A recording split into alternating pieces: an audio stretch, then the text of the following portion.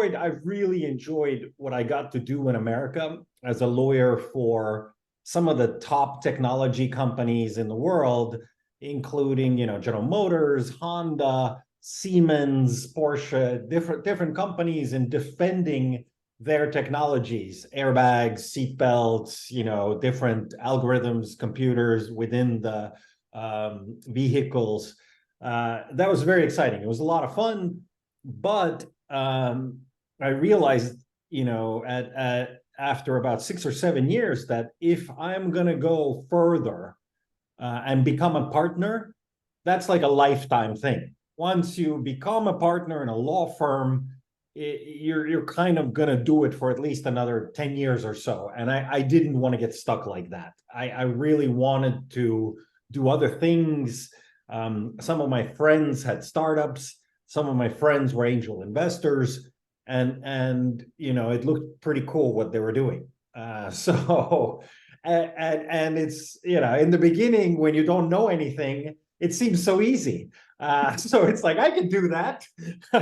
But of course, the reality was that it was a lot more difficult. It's a lot more complicated than it seems. But I did decide to kind of make the switch, and ended up coming back to Europe from America over 10 years already, and worked in Europe with Finnish and Estonian startups. I was a CEO of a Finnish clean tech. I was CEO of a UK digital publishing company, and worked with a bunch of really cool startups, including Pipedrive from Estonia with the founders, Fortumo, the founders in Estonia also, and a bunch of others. And from that, I got this idea that, wow, there's some really amazing deal flow in the Baltics, and especially Estonia and Finland. Really exciting entrepreneurs doing revolutionary things.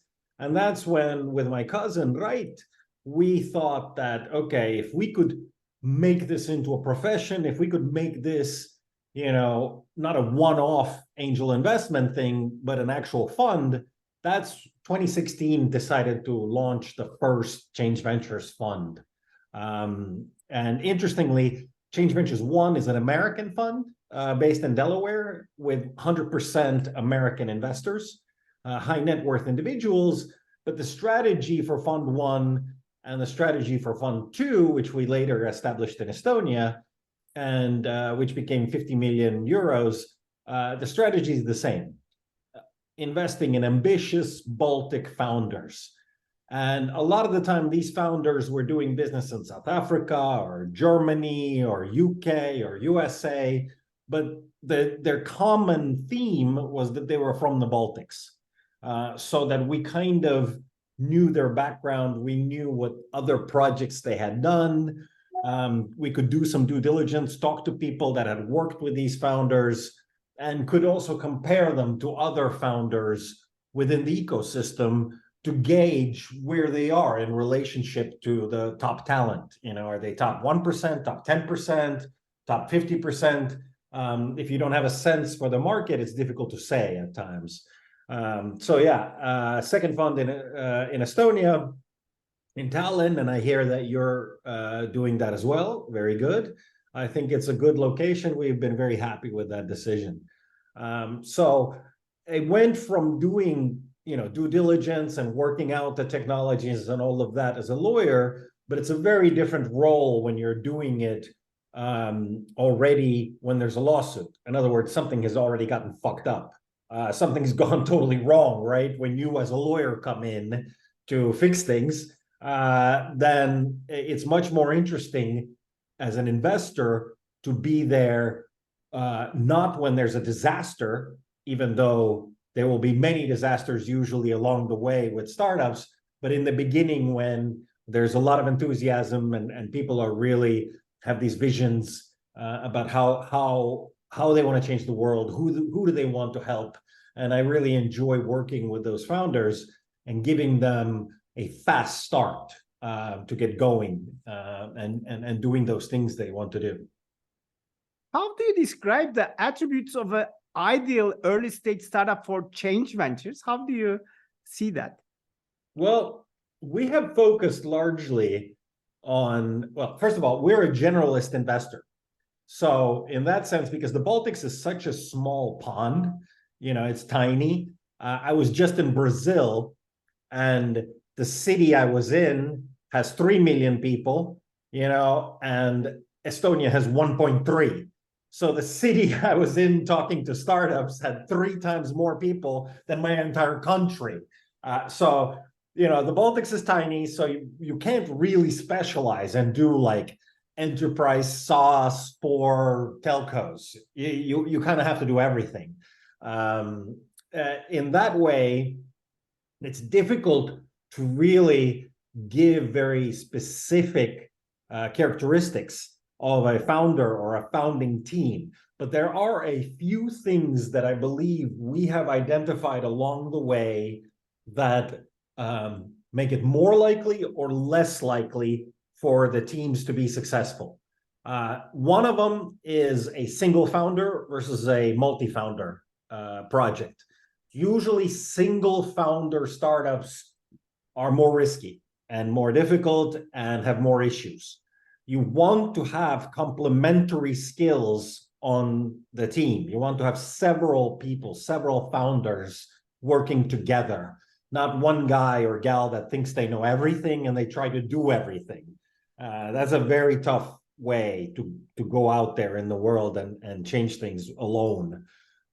Usually the fact that you're able to inspire others, have them agree with you on the vision and work with you, and in the beginning it's usually free also as the team, the fact that you can convince at least 1, 2, 3 people, smart people, to work with you is already a good sign.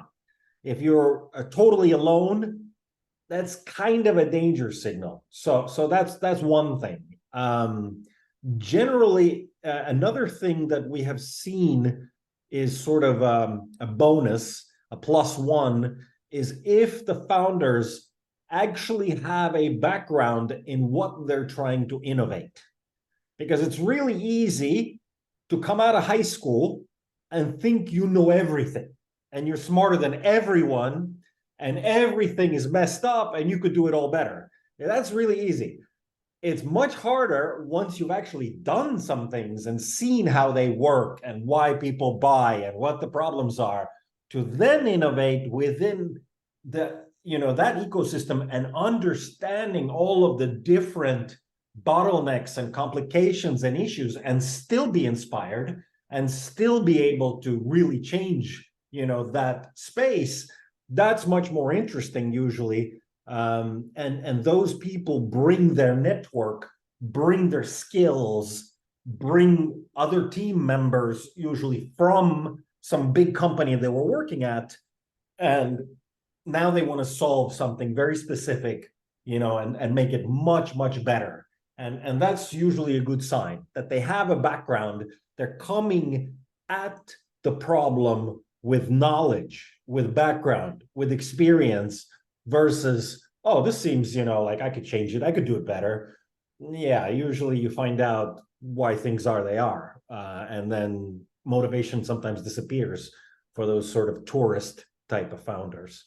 So those are the kind of 2 types of things that right away, a multi-founder team where the skills are complementary, not 3 sales guys or just 3 developers, but a sales guy, a developer, and some other marketer, complementary skill. And then having these people with a background coming from a base of knowledge and not having to learn from zero about what they're trying to innovate. That's, I think that's 2 big rules. Yeah. So follow-up question. I mean, probably you see thousands of pitches or presentations during a year. What common mistakes do you see, especially these entrepreneurs make in their pitches or approach that might turn off investors? Okay. And what are your red flags in the meetings? Okay. The turnoffs and red flags are kind of similar. So I'll go from there. accelerators, incubators, and various startup events often teach pitching, partly because it's something that's compact and you can teach, right? So I understand why and where it's coming from, but the problem is that a lot of the times the startups then approach it kind of like I did Shakespeare in ninth grade. This is iambic pentameter. This is how it should rhyme. Just memorize this and copy. And it's really boring. If all you do is memorize exactly what's the order of the slides, okay, team, problem, solution, and you just memorize this kind of a poem and read it to me, it's not very interesting. That's a red flag to me, because here's a person who, instead of being able to discuss something in depth or see the complexities, which there are complexities in everything, even things that seem so simple, there's many layers and issues. If all you can do is memorize and deliver this kind of a poem, then usually you aren't able to solve these problems in depth. It's kind of a sign that you went the easier way. It's much easier to just memorize than to actually have the understanding that, okay, the reason why we're solving it for these customers is we recognize that A, B, C, D, and be able, as a normal human being, not a robot, or a kid who's memorized the poem, but as a normal person, be able to talk about, like, well, why did you start doing this? And be able to explain these things without having the formula, which is always the same pitch, always the same order, always, oh, we're going to go viral. This is going to be huge. We're changing the world. It just becomes a set of slogans that are meaningless after a while. So to me, when I see founders that are able to discuss their customer, probably the single most important thing is understanding of the customer. If you can tell me, why is it that you're helping these people? What is it about these people that is, your inspiration, your motivation to provide them with a solution? That is a huge green flag, because the person has thought of the whole market, the context, the specific customer persona, and that persona's problems, sort of a day in the life of that persona. And they realize that, hey, these people struggle with this issue several hours a day, or it costs them this much every month because they're struggling with this. When you approach from that standpoint, I seem to have much deeper conversations, much more interesting conversations, versus the superficial, memorized kind of jargon. How do you reject the startups? Oh, I'm not good at that. I'm not good at that, because, I mean, you know how this business is. The reality is that 98% of the time you're saying no. So, like, all the time, every day, in writing, on the phone, and face to face, you're constantly saying no, no, no. You're too tall, you're too short, you're too fat, you're too skinny, you're too fast, you're too slow. There's always something, right? It's hard on them, but it's also hard on you to not get disillusioned, to not get jaded, to not get negative. Like, oh, not again, not fucking this thing again, right? Because you're hearing maybe basically a me too, me three, fifth version of the same pitch. But sometimes it is new, something is different. And if you get too tired, if you get too negative, it's hard to see the positive in these pitches.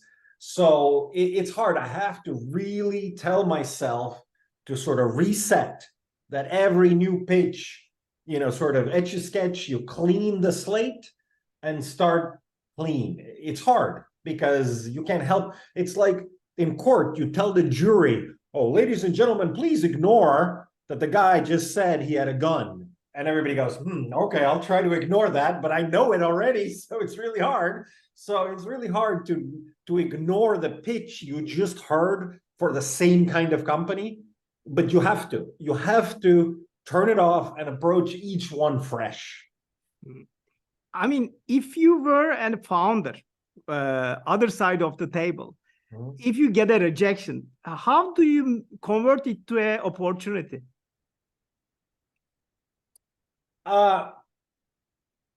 As I said, the statistics are always against you. Even if you are a very good founder with a very good startup, statistics of 98% are against you always.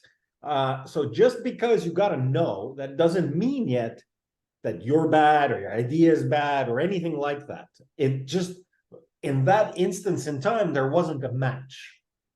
Now, that doesn't mean that 3 months later or 6 months later, there isn't going to be a match. Markets change, technology changes, people change, you add a new person on the team. So if you're smart, you don't try to sort of bully the investor into kind of like giving you money. Yeah, I mean, I know people say like, oh, you have to be persistent and you have to be strong, but usually that doesn't come out that way. People are like, well, why don't you like me? Why don't you like our team? You're supposed to invest in a team. What's wrong with me? I'm the team. Like, oh God, if you get into that kind of conversation, it's really hard to come back from something like that.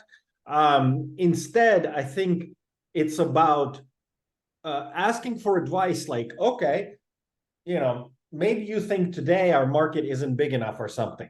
What would be the steps that we could take to show you that the market is big enough?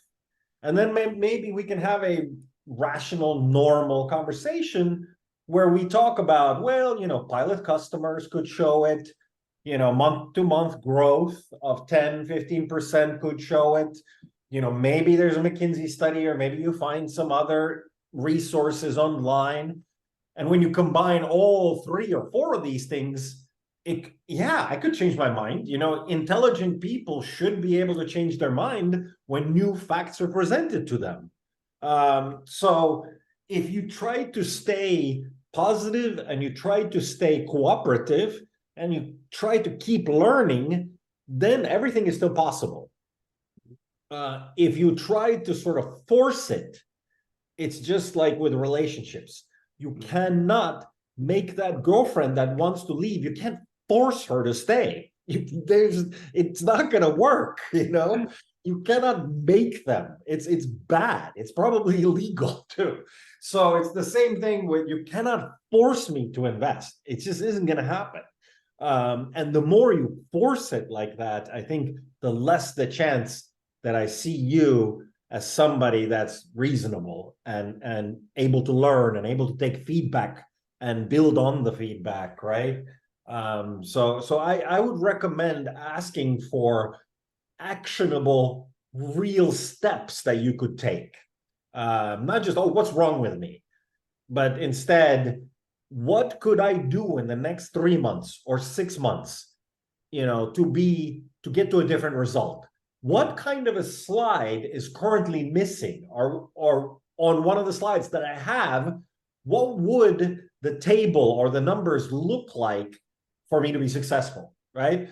And then I can give very specific, like, okay, let's take your MRR, let's look month to month, let's see what's happening. We can get very specific, and you get useful information as a founder on how to get better. And not just for me, but for other investors too. So you'll improve regardless, right? Great feedback.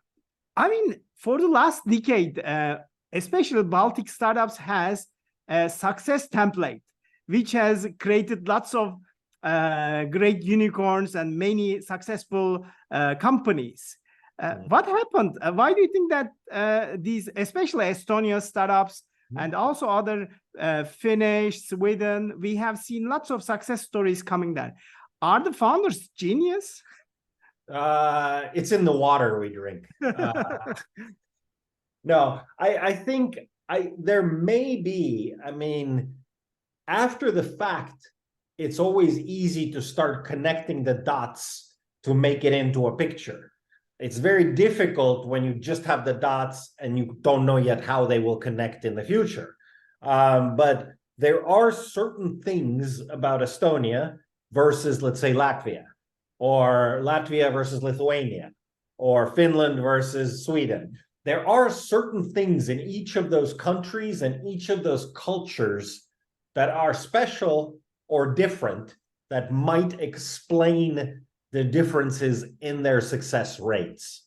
One thing that's been great for Estonia is sort of the early win of Skype. Way back when, when the Ahti Heinla, those guys were working with Skype to make the psychological break and the through the barrier of, oh God, we're this tiny little elfin nation next to this giant bear Russia. How could we ever? And coming from a Soviet background, we've only had this many years of independence, right? After the 80s, late 80s.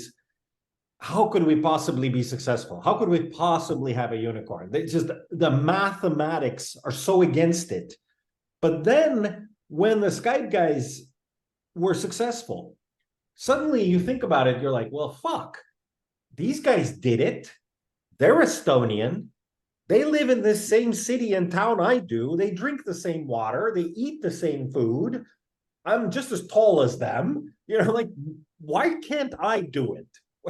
And it becomes so much more, I think, approachable and believable that it is possible to make it, And then there were a couple other successes after that that were Hardy Maybaum with his startup, and then later on, of course, the Pipe Drives and the TransferWises, and the more that flywheel keeps going and the stronger it becomes, the more founders you have now coming out of these successes with money, with which they can start their next project, with experience, with which they can start their next project, with networks, with which they can start the next project.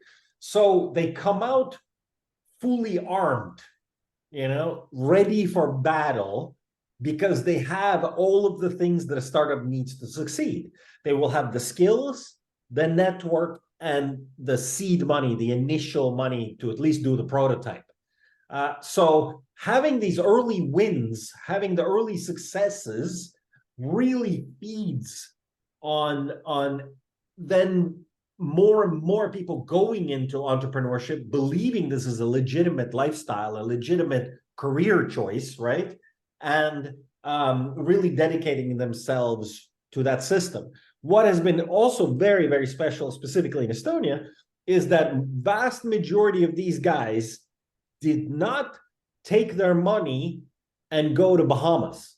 They did not, go to, I don't know, Malta and buy a mansion and, just hang out and surf in Portugal.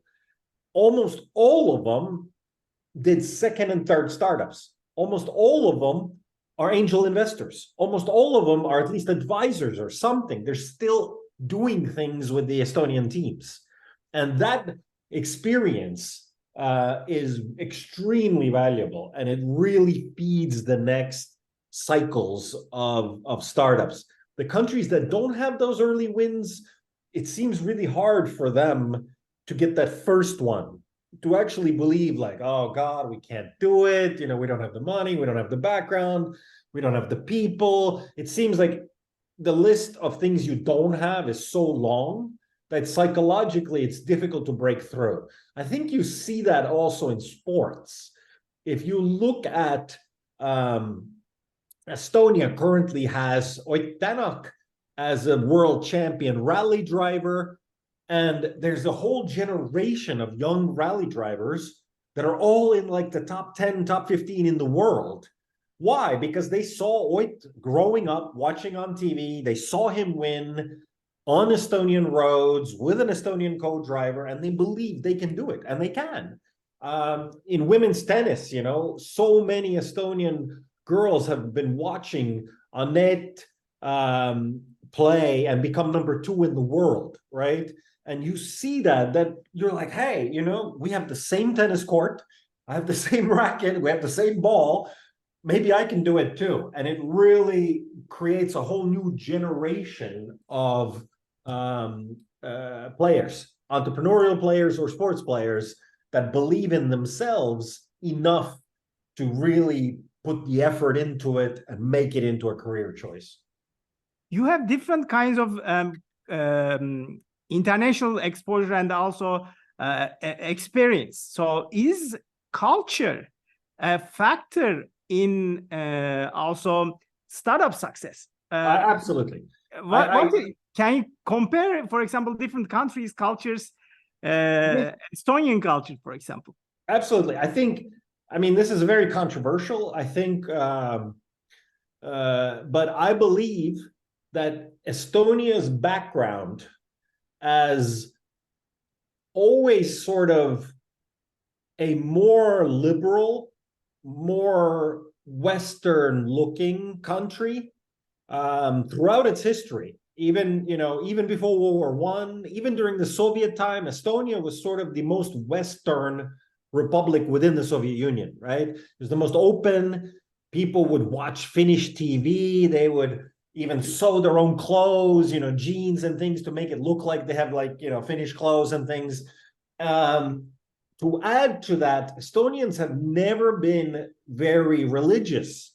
So it isn't just, styles and fashion, but it's also philosophy in the sense that Estonians haven't been really strong Catholics. Estonians haven't even been really strong Protestants. Most Estonians never go to church, like ever in their life, right? They might get buried in a church. Maybe they get married, but unlikely both. Most Estonians, when they're asked, they say, hey, they believe in spirit and spirituality and earth, like Tara religion. The old school Tara, like the Gaia type of religion, is still around. People are still out there hugging trees. And I think that's great, because that kind of a open-minded, multicultural thinking allowed Estonia to be very technology agnostic and to be thought agnostic, so that, they weren't like, well, to do a good financial system, you have to have a good checking system. No, you don't have to have checks at all. So Estonia skipped checks, never had checks in Estonia, right? We went straight to digital transfers. Like, why the hell would I be writing paper checks if I can do a much safer, faster transfer digitally, right? A lot of Estonians never actually had a phone, like a landline. They're like, well, why the hell would I want a landline? Can't I go directly to mobile, right? I mean, I can make calls from anywhere, everywhere. It's always with me.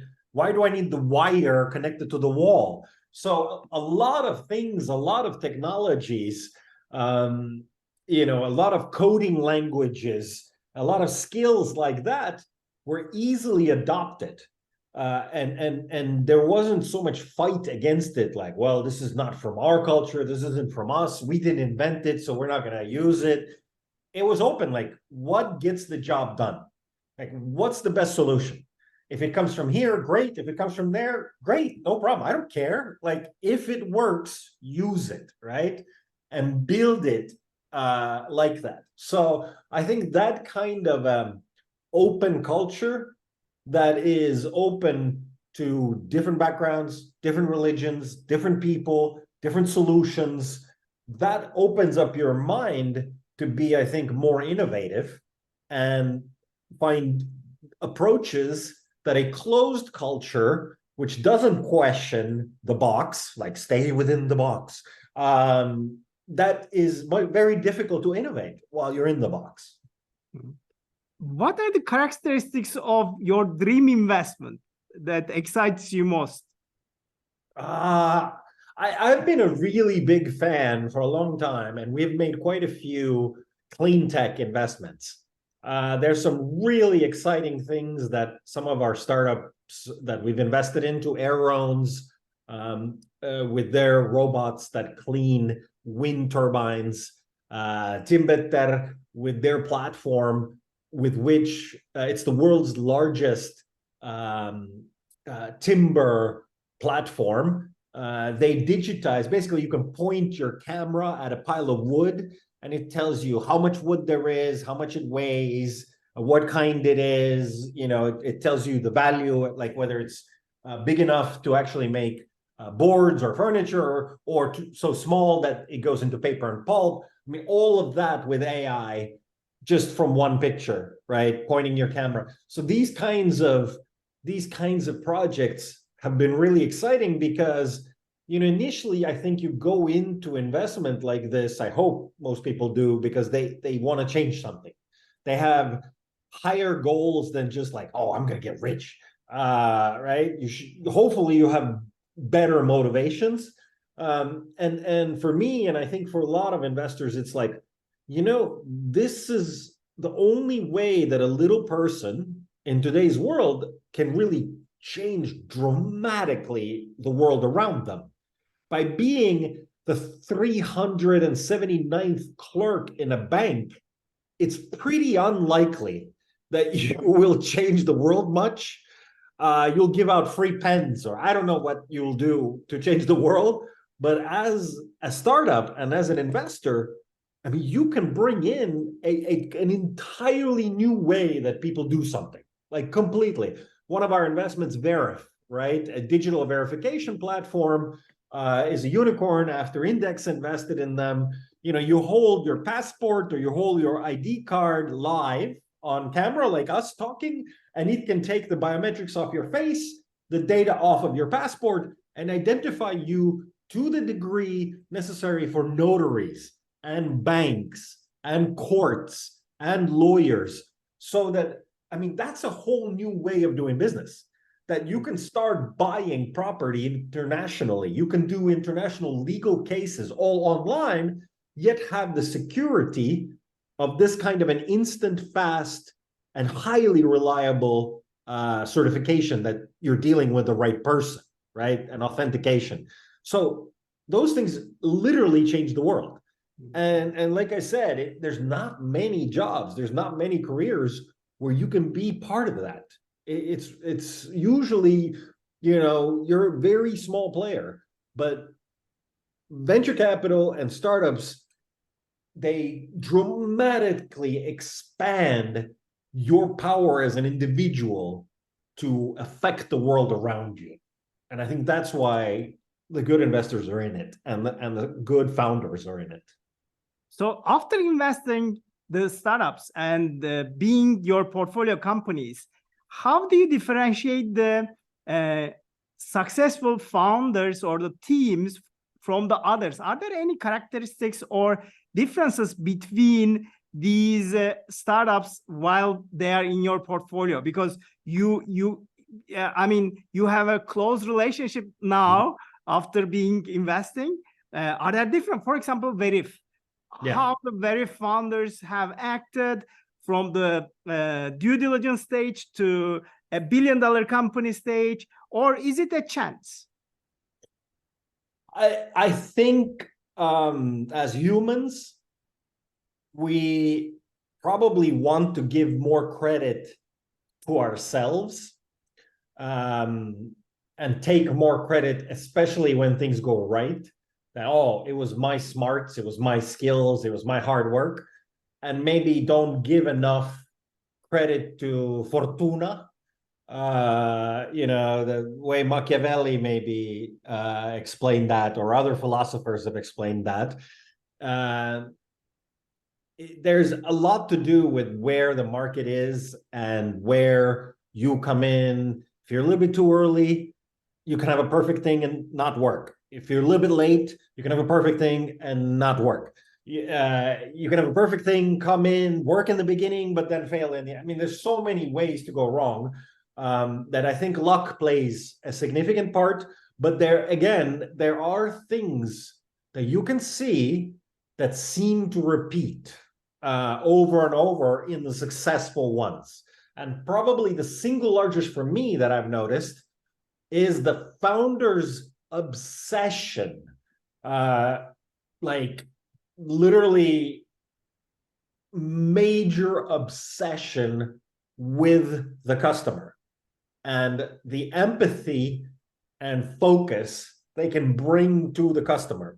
Because the bottom line is, if you understand your customer, you probably need to understand him better than he understands himself. If you understand the customer's problem, he will pay you. People will pay to have their problem solved. If you do not understand, it doesn't matter how many sales and bonuses and widgets you give away, they're not going to buy you over time. So you have to be solving a real issue for this customer, something that actually makes a difference. Not that you think it makes a difference, but he has to see that it makes a difference, right? And that's a big sort of turning of the tables. A lot of the time, startups are pushing the platform or the website they have built because they've built it. Well, nobody cares that you've built it. You know, it isn't valuable until someone says, a user says it's valuable. And then you find out if it really solves a problem for that user. If it does, well, the bigger the problem, the better it solves it, the more they will pay you. You can ask and they won't complain. And they will happily pay you and will tell all their friends that you solved their problem.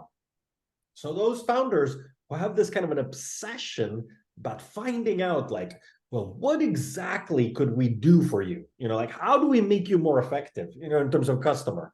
You know, what is it that you're really buying when you're buying this type of product or service? You know, is this well, this is kind of a cliche, obviously. It's the whole vitamin versus aspirin thing. You know, is it a painkiller? All of those kinds of analogies that people have used. But that kind of an obsession and getting into that customer's mind, it makes you spend time with them. It makes you problem solve with them. It makes you be empathetic to their pain and then take away that pain. But just like a doctor should not and cannot effectively help you if they don't know what's going on with you. They first need to take your temperature, listen to you, you know, open your mouth, they take your pulse. They first need to get to know you before they say, here, take these pills. The problem is a lot of startups want to give you the pills without even knowing what's wrong with you. Like, come on, buy these pills. Like, well, I don't need them. Don't buy them anyway. They're really good pills. Like, well, I don't need these.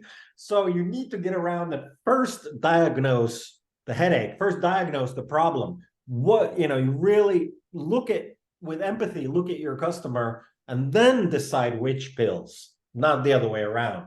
And those founders that are obsessed, not just in the beginning, but throughout the growth of the company with the customer, are the ones that are successful. Because this isn't a one-time thing.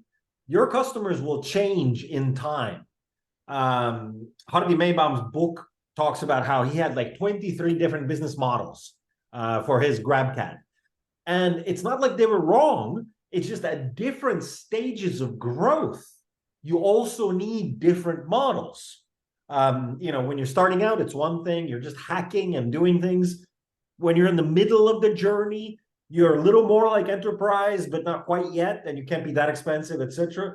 Well, when you're at the end, maybe it's totally different types of customers you're servicing, and they have different kinds of needs also. So it's not a one-off. It's the obsession throughout the building of the company with this customer. Are we still solving their problems? That's what makes, I think, the founders successful and those startups successful. Focus on that customer throughout. How do you select these startups to invest? Do you look for consensus within the partners, or can you select each separately different companies to invest? The way our LPA, the limited partner agreement, which is a contract essentially between us and the people who gave us money to invest, that specifically requires that we have consensus. so that all three partners, me, right, Andres, we all have to agree on an investment. Now, does that mean that I've never been like lukewarm? No. There are times, obviously, some startups where you're like, yeah, this is the best. We must do this. Others are like, yeah, we should do it.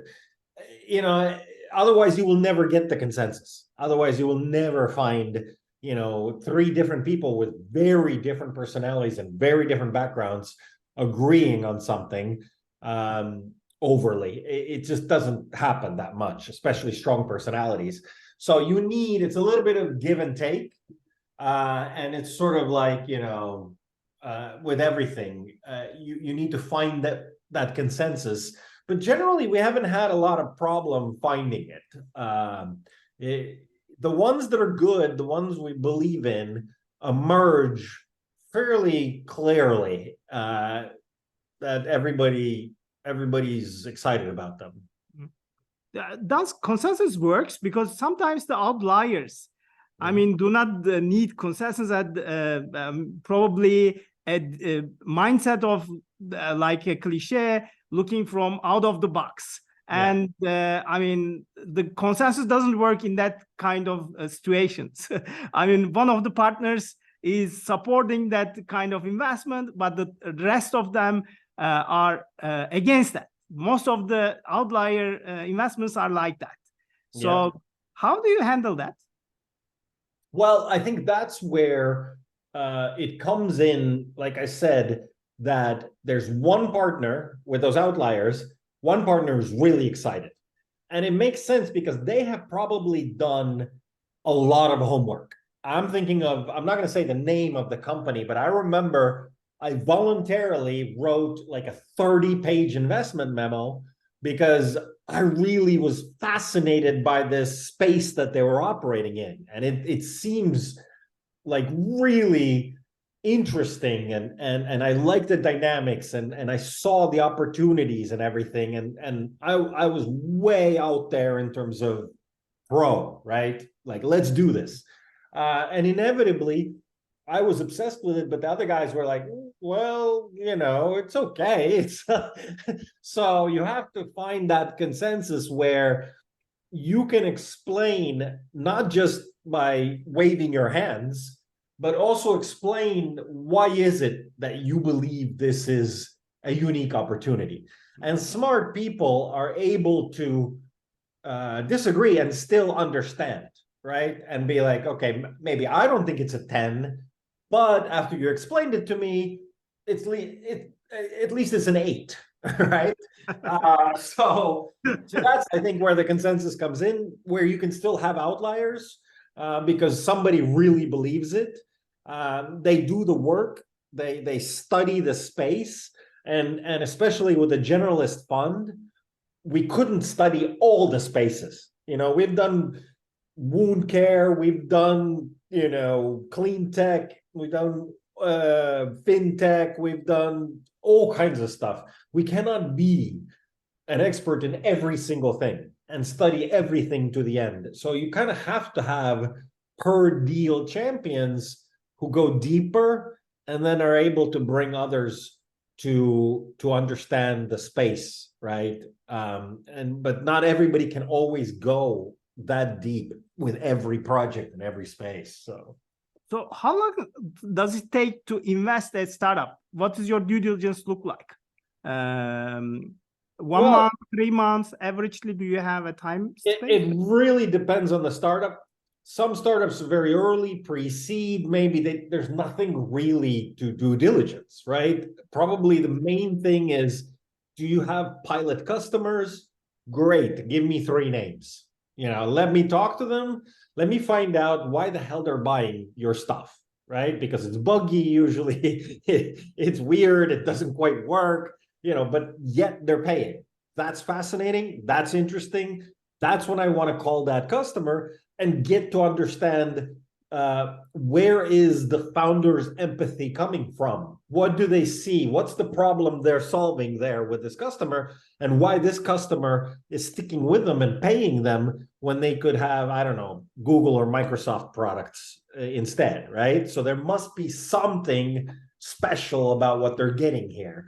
And that's the primary due diligence, right? In a pre-seed company, is trying to understand who are these initial customers, why are they buying, why are they using this.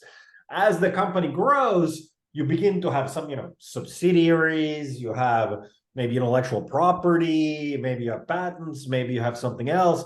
There's a lot that the bigger it is, the more you have to look at. Maybe they're operating in different markets, so you have different currencies. There's maybe currency risks between dollar, euro, I don't know, the South African rand and euro. I mean, all of this can get quite complicated, right? So the larger the company, the more history it has. If it's done M&A transactions, if it has bought other companies, you kind of need to look at those, like, were they good deals? What was the substance? So you have more and more you have to do due diligence as you go up in maturity of the company. But early on, it's basically those pilot customers, get to know the founders, like, just to get a feel for what kind of a problem solver they are, what's their mindset, how do they approach these issues, and what's the dynamic in the team. So that's, lunches, coffee, dinners, strategy sessions, things like that. That's really so it can be, like you said, I think we have done a deal in a month, or like a little bit over. We've done a deal. Others that have taken 4 months. So it really depends how complicated is the technology, how far has the company grown. So what is the advantage and disadvantage of pro and cons of being a generalist? Is it difficult to get the LPs on board while you are pitching?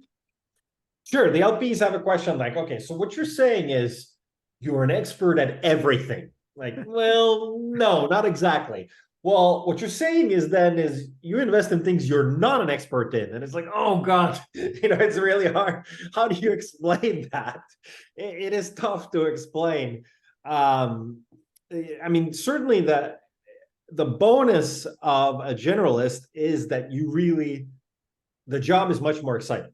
It's much more interesting because you get to learn about so many different areas of business, of the world, of new business models, of different solutions. If all you're doing is like B2B enterprise SaaS, things begin to be pretty standard, pretty much like insert your numbers into Excel and Excel will tell you whether we'll invest. I'm not a big fan of that. I want to get to know these spaces. I enjoy that. So it's more interesting. It allows you to work with different kinds of founders also, because within one vertical, within one very specific silo, often the people are also very similar. But as you open it up to all different kinds of projects and all different types of business models and different geographic and technology sectors, you get a lot of variety, you get a lot of that, and that's exciting, and I enjoy that. Of course, the pluses of specialization is that you can get really deep. I mean, you can really become the domain expert, not only superficially, but you might be the smartest VC in that space in the world, right? I mean, you get to know all of the players, you get to know all the customers. If it's a narrow enough niche, you can get really deep, literally like every piece figure out, right? And begin to foresee already some things and have some theories about how this space will behave over time if you take much of the randomness out of it by knowing all of the pieces. As a generalist, there's much more randomness, I think, and much more unknown pieces. If you are a super tight domain expert, let's say you're doing just robotics and you're doing robotics for a very specific space, you will know every inventor in that space. You will know every kind of chip that they're using. You will know every type of software that's being used. You'll know hardware that's being used. You know every startup in that space. I mean, you really go deep. So that's the benefit and of doing that kind of investing. That's problematic in the Baltics because it's a numbers game. You couldn't possibly do that because there just won't be enough B2B SaaS enterprise 4X deals, right? And if you want to do portfolio strategy, if you want to have 20 plus investments, well, then you have to have 200 plus good deals from which to choose those, right? And you're not going to collect that from just a couple million people. What do you think about the AI and venture capital vertical? So do you use also LLMs and current deep models? Sure. How do you use it? And do you think that in the long term, AI will decide the deals and also making the decisions in the venture capital? Well, I'm a believer that, it's a tool. Just like the calculator does not decide how much I'm going to pay someone, but it's really helpful when I'm doing the math that how much I want to pay. It makes my job a lot easier, but the final decision is still me, right? How much I'm going to pay. I think AI will be the same way. It will be a very beneficial tool, a very smart tool to help you make better decisions, to sometimes double check you, to reality check you, to help you with research, to help you with state of the art, figuring out what's out there. All of these kinds of things. It'll help you with automation of certain things. So yeah, the AI will be very beneficial for investing, just like every other area in space. To think that you can just delegate everything to AI, I think that is not realistic in the private equity space, because so much of what we do, especially in venture capital and of private equity, that's the sort of the very early stage. You don't know yet what is the product. The product is only going to come in like year 6, but you're investing in year 2, right? So the AI, you cannot give the inputs. It's garbage in, garbage out. If you cannot give the AI the necessary inputs for it to tell you what to do, because it's still open. Because if the AI, if you want to put into the AI, what is the problem they're solving? Well, they don't know. Even the founders don't know what problem they're yet solving. So what are you going to put it in there, right? So the computer can't help you with that. So in that sense, it isn't going to replace anyone in venture capital. It very well might, at the very high end of, I don't know, equities trading. And you're already starting to see that, the quants, right? At that end, when you have to make decisions within a fraction of a second, when you're talking about, I don't know, the fuel markets, which have historical data for, 10, 20, 50, 100 years of data, and the behaviors are much, more predictable and everything. Yeah, their AI will maybe do a lot of things that it can't in VC, because so much of it is unknown at this time. But I think AI is very, very helpful as a tool, as like, another employee, essentially, another team member to help you out. Yrjö, I forgot to ask, is weather a major factor for the startups and founders to fund the company? You are in sunny environment now and venue. For example, the Baltics and Nordics are very cold most of the year. So is it a factor? And I would like to also wrap up. I have lots of questions, and it was really a pleasure conversation today. I think we should go all along, but to wrap up, I have some last questions. So is weather a factor? Yes, weather is a factor. Whether it's a good factor or a bad factor, that's difficult to say.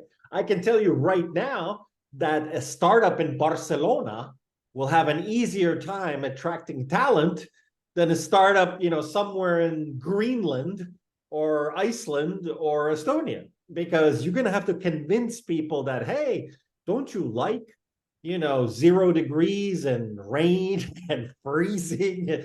Well, most people will say, no, I don't. And you have to pay them extra to come there.